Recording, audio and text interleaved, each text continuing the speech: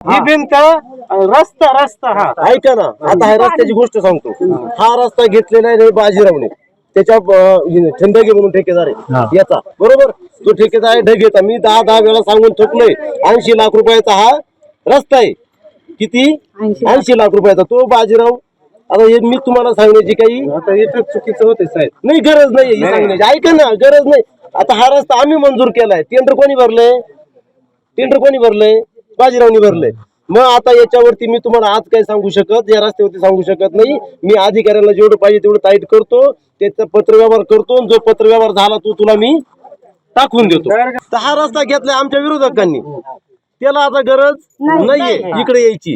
त्याला कुठे इथं इलेक्शनला उभं राहायचं नाहीये. त्याच्यामुळं आपल्याला सगळ्यांना एकत्र येऊन काहीतरी कारवाई व्हायला पाहिजे. मी काय म्हणतो, आता ऐका ना, कोण करणार शेवटी?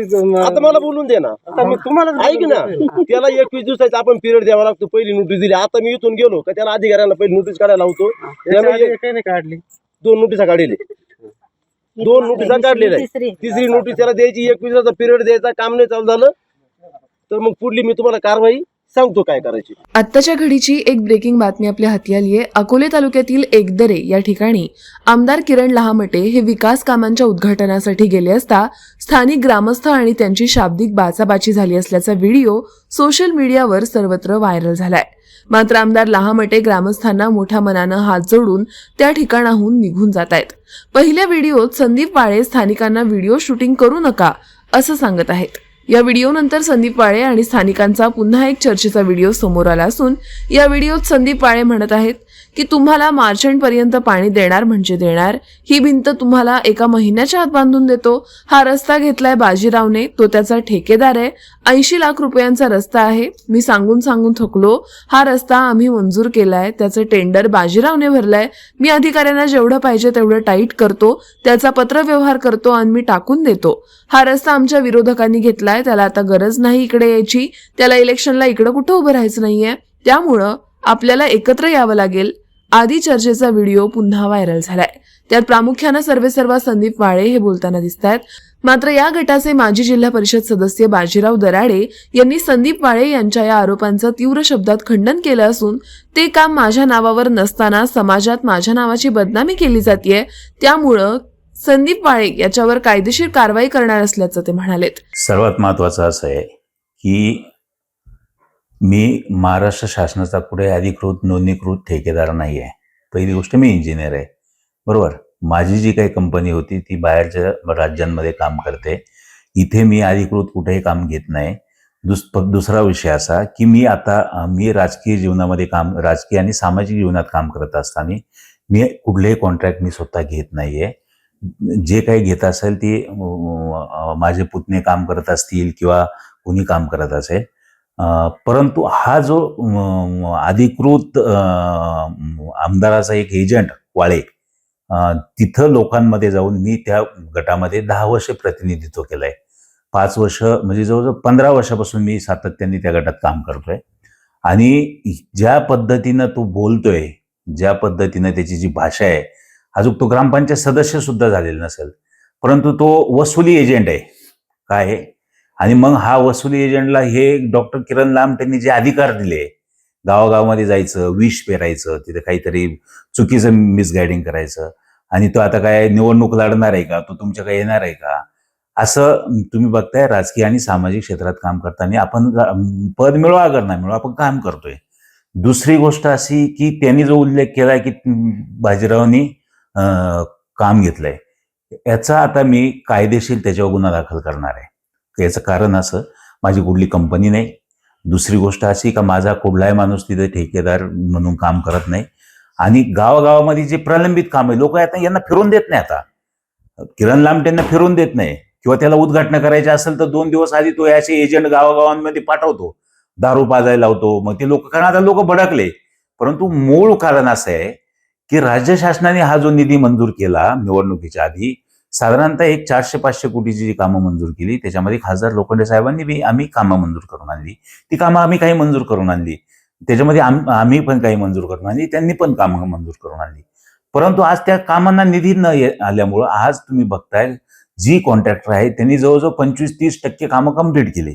परंतु त्यांना गेले जवळजवळ 1 वर्षापासून निधी मिळत नाही. निधी न मिळाल्यामुळे ती लोक पुढची कामं करत नाही.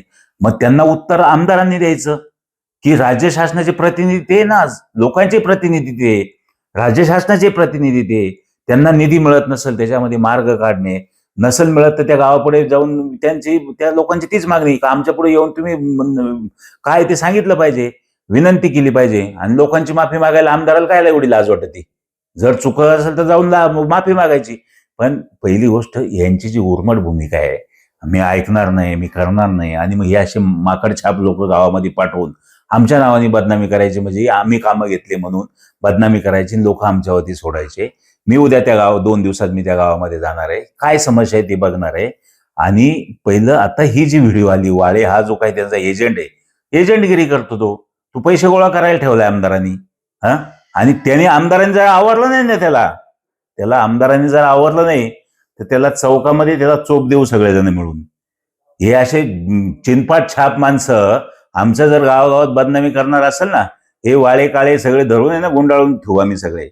ते आमदारांना मी आपल्या प्रसार माध्यमाच्या यांनी सांगतोय, आपल्या माध्यमातून सांगतोय, हे आवर कुत्रे, हे कुत्रे जर आवरणार नसेल तर आम्ही त्यांना आवरू, जे असेल ते येऊन आवरू. त्याच्यामुळं पहिलं आता आम्हाला जे करायचं ते आम्ही करतो, त्याला पहिलं कायदेशीर त्याला कोर्टात खेचतो आम्ही. बदनामी करायचं थांबवा. आपल्याला नाचता येत नाही अंगणवाकडं, आपण राज्य शासनामध्ये पुरेसा पाठपुरावा करा. ज्या कामांना निधी नाही, जे कामं प्रलंबित आहे ती कामं एकेरी नाही ना, ठेकेदार लोक किंवा कॉन्ट्रॅक्टर लोक काय फाशी घेशील का? मग यांच्या जाचाला कंटाळून आज कॉन्ट्रॅक्टर लोक सारखे आढावे घेतो. याचा आढावा झाला का वाळेचा आढावा, वाळेचा झाला का काळेचा आढावा. या आढावे घेण्यापेक्षा तुम्ही, आणि अधिकृत आमदारच सगळ्या कॉन्ट्रॅक्टरांचा पार्टनर आहे. जेवढे पैसे कॉन्ट्रॅक्टरला भेटतात तेवढेच आमदाराला भेटतात, हे अधिकृत आहे.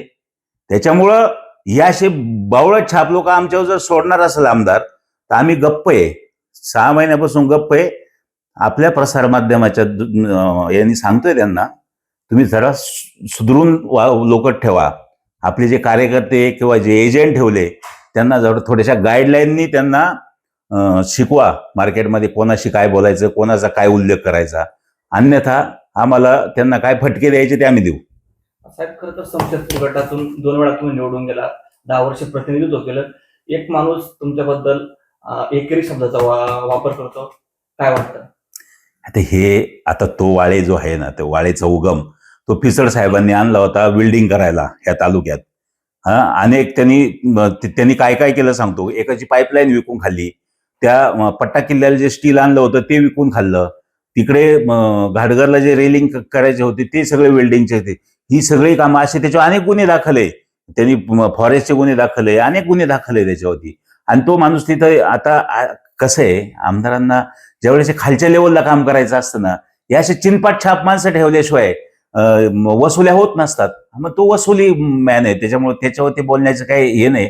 परंतु तो जे लोकांमध्ये जाऊन ते व्हायरल करतोय, तो सगळीकडे फिरतोय आणि तो काय बोलतो, आम्हाला निवडून यायचं नाही म्हणून आम्ही गटात काम करायचं, आम्ही निवडणूक लढणार नाही म्हणून आम्ही गटात काम करणार नाही.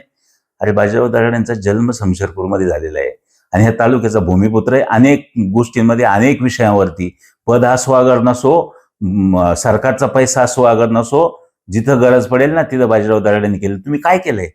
अरे, जेवढे सोशल वर्क आम्ही केले तेवढे तू दाखव, तू त्यांचे आमदारांचे. त्याच्यामुळे त्या चिनपट छापो काय बोलण्यात मजा नाही. तो कोण वाळे आहे, त्याचा काय समाचार घ्यायचा तो घेऊ आपण, पहिलं कायदेशीर करू आपण. खरं तर आमदार लहामटे यांनी मतदारसंघात विकास कामांचं मोठं जाळं उभं केलंय. मात्र काही अशिक्षित, प्रशासकीय अनुभव नसणारे, कौटुंबिक चर्चा बाहेर सांगणारे, अडाणी विश्वासू लोकांमुळे त्यांना अडचणी येत असल्याच्या चर्चा सुजाण नागरिक करतायत. आमदार लहामटे म्हणजे 24 तास जनतेसाठी उपलब्ध असणारा आमदार आहे. मात्र अशा घटना ज्या त्यांच्या लोकांमुळे घडतात, त्यामुळे निश्चितच त्याचा जनमानसात विपरीत परिणाम होत असतो. साई दृष्टी नेत्रसेवा चष्माघर, अकोले शहरातील सर्व अत्याधुनिक सुविधा उपलब्ध असलेले एकमेव अद्ययावत शोरूम म्हणजेच साई दृष्टी नेत्रसेवा चष्माघर.